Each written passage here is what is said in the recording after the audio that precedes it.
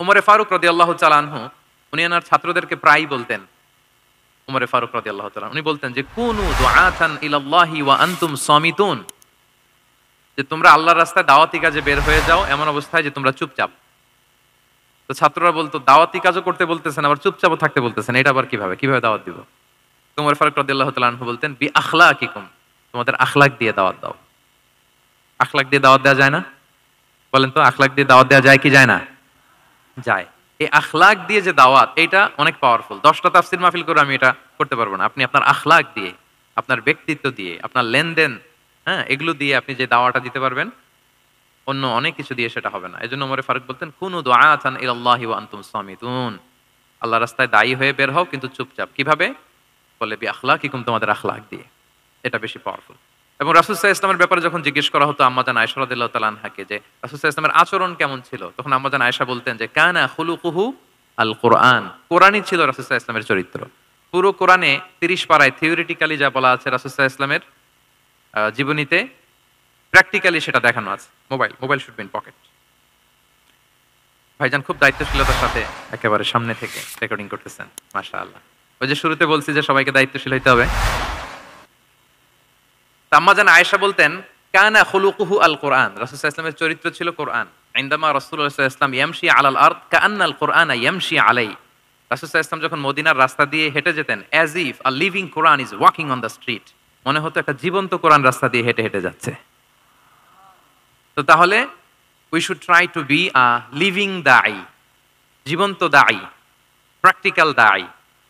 এটা যদি আমরা হইতে পারি তাহলে অনেক বেশি ইম্প্যাক্ট করা যাবে সোসাইটিতে, অনেক ইনফ্লুয়েন্স করা যাবে। যেটা বললাম যে আমাদের সততা, আচরণ, ব্যক্তিত্ব, পার্সোনালিটি, এগুলো দিয়ে আমরা যে দাওয়াটা দিতে পারি, ওরাল দাওয়া, বক্তব্য দিয়ে এটা অনেক সময় সম্ভব হয় না। এবং ডাক্তারদের জন্য এটা অনেক বড় একটা সুযোগ। তাহলে ইন্ট্রোডাক্টরি ডিসকাশনে আমি দুটা বিষয়ে কথা বললাম। এক হচ্ছে আমাদেরকে মধ্যমপন্থী হইতে হবে, মানহাজুল ওয়াসাতিয়া ওয়াল ইআতিদাল, 1 নাম্বার। 2 নাম্বার হচ্ছে লিভিং দাঈ হওয়ার চেষ্টা করতে হবে, এটা বেশি প্রোডাক্টিভ এন্ড ইফেক্টিভ। এই দুইটা পয়েন্ট আমরা বুঝতে পেরেছি তো না? বুঝতে পেরেছেন সবাই? মাশাআল্লাহ।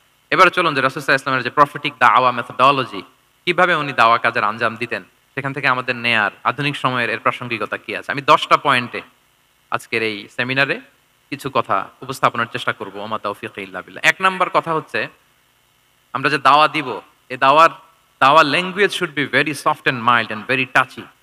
দাওয়া ল্যাঙ্গুয়েজ হইতে হবে ভেরি সফট, অলওয়েজ সফট, সব সময়। ইফ ইউ টক অ্যাবাউট দাওয়া, this language should be very soft and mild and touchy. দাওয়ার কথা বললে হয়তো আপনি পলিটিক্স করেন, ওইটা আলাদা কথা। আপনি জেহাদের ময়দানে, ওইটা আলাদা কথা। আমি জেহাদ পলিটিক্স নিয়ে কথা বলতেছি না, আই এম টকিং অ্যাবাউট দাওয়া। যদি আপনি দাওয়া সেমিনারের কথা বলেন, যদি মেডিকেল দাওয়া সোসাইটি নাম দেন, দাওয়া বললে আমাকে বলতে হবে দাওয়ার language should be very soft and mild. আমরা এটা অনেক সময় ভুল করে ফেলি, এটা করা যাবে না। কারণ আপনি হৃদয় থেকে যদি কোনো কথা বলেন, এটা শ্রোতার হৃদয়ে যে টাচ করে। আল্লাহর হাবিব সাল্লাল্লাহু আলাইহি ওয়াসাল্লামের কথাগুলো নিয়ে এত আলোচনা, বিশ্লেষণ, কথাগুলো এত অ্যাপিলিং কেন, এত আবেদনময় কেন? এর কারণ হচ্ছে রাসূল সাল্লাল্লাহু আলাইহি ওয়াসাল্লাম যা বলেছেন তিনি হৃদয় থেকে বলেছেন। হৃদয় থেকে কথা বের হলে এটা শ্রোতার হৃদয়ে যে টাচ করে। একটা ছোট আয়াত আমি তেলাওয়াত করি, সূরা তাহার। আল্লাহ তাআলা বলছেন ফাকুলা লাহু কাওলান লাইয়িনা লাআল্লাহু ইয়াতাযাক্কারু আও ইয়াখশা। আল্লাহ তাআলা মূসা আলাইহিস সালাম এবং হারুন আলাইহিস সালাম ওনাদের দুইজনকে বলছেন যে তোমরা দুই ভাই মিলে যাও ফেরাউনের কাছে, যে দাওয়াত দাও এবং কোমল ভাষায় দাওয়াত দাও। কি ভাষায়? সবাই বলুন। কোমল ভাষায় দাওয়াত দাও। কাওলান লাইয়িনা, use very soft and mild language, very touchy language. Soft এবং কোমল ভাষায় দাওয়াত দাও কাকে? পৃথিবীর সবচেয়ে বড় সন্ত্রাস, তাই না? হ্যাঁ, দুর্ধর্ষ সন্ত্রাস, খোদাদ্রোহী, তারপর সীমালঙ্ঘনকারী। আপনি যত নেগেটিভ যা বলবেন সব যাবে ওর সাথে।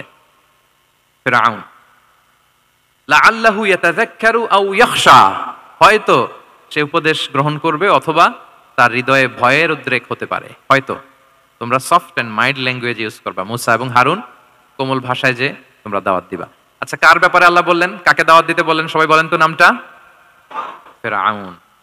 আচ্ছা, ফেরাউনের ক্ষেত্রে আল্লাহ তাআলা বললেন যে soft and mild language use করো, নরম ভাষা। আমাকে উত্তর দেন, আমাদের কারেন্ট সময় আমরা যাদেরকে জালিম বলি, যাদেরকে খারাপ বলি, ফাসিক বলি, পাপাচারী, ধরেন যে আমার মতে বা আপনাদের মতে যে সবচেয়ে খারাপ পাপাচারী মনে করার সুযোগ আমাদের নাই। কে জান্নাতি কে জাহান্নামী এটা ডিসাইড করবে কে? আল্লাহ তাআলা। কিন্তু আমাদের চোখে যে পাপী, যে ভুল করেছে, যে জালিম, ওই জালিমগুলো, খারাপ লোকগুলো কি ফেরাউনের চেয়ে বেশি খারাপ ছিল? ছিল? ওই ফেরাউনের ক্ষেত্রে আল্লাহ বলেছেন ফাকুল আলাহু কাউলান লাইকিনা, সফট ল্যাঙ্গুয়েজ ইউজ করো মুসা এবং হারুন, কোমল ভাষা ব্যবহার করো, হয়তো তার ভুল ভেঙে যাবে, হয়তো সে উপদেশ গ্রহণ করবে। তো তাহলে দেখেন কত বড় ভুল আমরা করি। আমরা মাঝে মাঝে এমন অ্যাটাকিং মোডে কথা বলি, এমন আগ্রাসী হয়ে কথা বলি, ওর মানার এক সুযোগ থাকলেও ও মানবে না। কি বলেন? যাও মানার একটু ইচ্ছা ছিল, আমার এই অ্যাটিটিউডের কারণে সে আর এটা শুনবে না। এটাই মানুষের স্বভাব। আপনি আগ্রাসী হয়ে অ্যাটাকিং হয়ে কথা বলে মানুষ এটা শোনে না। তাহলে দাওয়ার প্রফিটিক এক নাম্বার মেথোডোলজি হচ্ছে দাওয়ার ল্যাঙ্গুয়েজ হইতে হবে very soft and very mild. আল্লাহ তাআলা সূরাতু আলে ইমরানে বলছেন ফাবিমা রাহমাতিম মিনাল্লাহি লিনতা লাহুম ওয়ালাউ কুনতা ফাদদান গলীযাল কলবি লানফাদ্দু মিন হাওলিক। নবী হে, আল্লাহর অনুগ্রহে, আল্লাহর রহমতে আপনি কোমল ভাষী হয়েছেন। আপনি কোমল ভাষী না হয়ে যদি রূঢ় ভাষী হতেন তাহলে মানুষজন আপনার কাছ থেকে ভেগে ভেগে পালাতো। কিন্তু আমরা দেখতাম যে সাহাবারা রাসূল সাল্লাল্লাহু আলাইহি ওয়াসাল্লামের কাছে শুধু জড়ো হইতে চেত, দেখা করতে চেত, রাসূলকে ঘিরে রাখতো, এত পছন্দ করতো রাসূল সাল্লাল্লাহু আলাইহি ওয়াসাল্লামের কোমল আচরণের কারণে। ইভেন ফ্যামিলিতে কোনো সমস্যা হলে অনেক সাহাবারা বলতেন ফ্যামিলির সাথে সমস্যা হলেও তারা রাসূলের কাছে চলে আসতো। এমনকি কারো পেটে ক্ষুধা লাগলেও তারা রাসূলের দরবারে চলে আসতো। তারা বলতো রাসূল সাল্লাল্লাহু আলাইহি ওয়াসাল্লামের চেহারার দিকে তাকালেই আমাদের ক্ষুধা মিটে যেত। কি কোমল ভাষী ছিলেন, কত সুন্দর সফট ল্যাঙ্গুয়েজ রাসূল সাল্লাল্লাহু আলাইহি ওয়াসাল্লাম ইউজ করেছেন। হ্যাঁ, রাসূল সাল্লাল্লাহু আলাইহি ওয়াসাল্লাম কখনো যে কঠোর ভাষায় কথা বলতেন না তা না, মাঝে মাঝে বলতেন, কিন্তু বেশিরভাগ ওনার দাওয়া ছিল সফট এন্ড মাইল্ড। মাঝে মাঝে প্রেক্ষাপটের আলোকে রাসূল সাল্লাল্লাহু আলাইহি ওয়াসাল্লাম অনেক সময় তেজস্বী জ্বালাময়ী ভাষণ দিতেন, মনে হতো আন্নাহু তিনি কি করছেন, ব্যাটালিয়নকে কমান্ড করছেন। এটা মাঝে মাঝে চেহারা লাল হয়ে যেত, গড়গড় করতেন যুদ্ধের আগে। কিন্তু রেগুলার বেসিসে রাসূল সাল্লাল্লাহু আলাইহি ওয়াসাল্লাম খুব কোমল ভাষায় কথা বলতেন। তাহলে এক নম্বরে যেটা জানলাম, যদি আপনি দাওয়া মেন্টালিটি, দাওয়া মুডে থাকতে চান, আপনার ভাষা হতে হবে শক্ত না নরম? সফট হইতে হবে, কোমল। কারোর প্রতি আগ্রাসী হয়ে যেন আমরা কথা না বলি, অ্যাটাকিং মুডে যেন না বলি, বললেও শুনবে না। এটাই মানুষের নেচার, সফট ল্যাঙ্গুয়েজে বলতে হয়। ফেরাউনকে যদি বলা হয় ওর সাথে ভালোভাবে বলো, তো আমাদের আশেপাশে যারা আছে এরা তো মানে আরো এদেরকে সম্মান দিয়ে নরম করে বলা উচিত। কি বলেন? জি, এক নম্বর গেল। দুই নম্বর হচ্ছে দাওয়াকে ফলপ্রসূ করতে হলে রাসূল সাল্লাল্লাহু আলাইহি ওয়াসাল্লাম যেটা করতেন, শ্রোতাদের অনেক সময় মনোযোগ আকর্ষণের জন্য উনি অনেক ধরনের টুলস, অনেক ধরনের জিনিস তিনি ব্যবহার করতেন। যেমন একটা পদ্ধতি রাসূল সাল্লাল্লাহু আলাইহি ওয়াসাল্লামের ছিল, রাসূল সাল্লাল্লাহু আলাইহি ওয়াসাল্লাম মানুষের আকর্ষণ বৃদ্ধির জন্য মাঝে মাঝে প্রশ্ন ছুড়ে দিতেন অডিয়েন্সকে, drawing attention of the listener by throwing questions. Question throw করার মাধ্যমে অ্যাটেনশন গ্রো করতেন। হাদিসে এরকম অনেক উদাহরণ পাওয়া যায়। একটা ছোট হাদিস শেয়ার করি, সহিহ মুসলিমে এসেছে। রাসূল সাল্লাল্লাহু আলাইহি ওয়াসাল্লাম একবার সাহাবাদেরকে বললেন, ইন্না মিনাশ শাজারি শাজারাতান লা ইয়াসকুতু ওয়ারাকুহা মাসালুহা মাসালুল মুসলিম। রাসূল সাল্লাল্লাহু আলাইহি ওয়াসাল্লাম জিজ্ঞেস করলেন, তোমরা কি কেউ বলতে পারবা বৃক্ষরাজির মধ্যে একটা বৃক্ষ আছে, মানে গাছের মধ্যে একটা গাছ আছে যেই গাছের কখনো পাতা ঝরে না, ওই গাছের পাতা কখনো ঝরে না। এর দৃষ্টান্ত হচ্ছে মুসলিমের দৃষ্টান্তের মতো। বলো তো ফাহাদ্দিসুনি মা হিয়া, বলো তো ওই গাছটা কি? কে বলতে পারো? আপনারা তো সব একেবারে পেরে গেছেন। তো সাহাবারা ওই দিন কেউ বলতে পারেন নাই, কারণ কি জানেন? একে তো আমরা জানি হাদিস স্টাডি করার কারণে, হাদিস স্টাডি না করলে তো আমরা বলতে পারতাম না, আমাদের দেশে তো খেজুর গাছ অত হয়ও না। তো ওনারা কেউ বলতে পারে না, এর কারণ হচ্ছে তারা ভাবছিল প্রশ্ন যেহেতু করছে এটা যেন তেন প্রশ্ন, এটা কঠিন কোনো গাছের একটা নাম বলতে হবে। তো বাড়ির পাশে যে খেজুর গাছ, মদিনার অলিতে গলিতে যে খেজুর গাছ ভর্তি, এই দিকে আর ওনাদের অ্যাটেনশন যায় না। ওনারা চলে গেছে মরুভূমিতে, ইয়ামানে, তারপর একেবারে ডেজার্টের মাঝখানে কি কি ক্যাকটাস, গুলমলতা, কি কি গাছ আছে ওগুলো আওড়াচ্ছে মনে মনে। ভাবতেছে যে খেজুর গাছের কথা তো রাসূল সাল্লাল্লাহু আলাইহি ওয়াসাল্লাম আমাদের জিজ্ঞেস করার কথা না, এ তো আমাদের গাছ, বাড়ির পাশের গাছ। তো কেউই আর বলতে পারে নাই। এরপর রাসূল সাল্লাল্লাহু আলাইহি ওয়াসাল্লাম যখন দেখলেন সবাই অপারগ, রাসূল সাল্লাল্লাহু আলাইহি ওয়াসাল্লাম বললেন, ইন্নাহা আন-নাখলা, এটা হচ্ছে খেজুর গাছ, ডেট প্লান্ট। তো আব্দুল্লাহ ইবনে ওমর রাদিয়াল্লাহু তাআলা আনহু বাড়িতে যাওয়ার পরে ওমরে ফারুককে তার বাবাকে বললেন যে, বাবা, আজকে যে রাসূল সাল্লাল্লাহু আলাইহি ওয়াসাল্লাম প্রশ্ন ছুড়ে দিলেন আপনারা যে কেউ পারলেন না, উত্তরটা কিন্তু আমি পারতাম।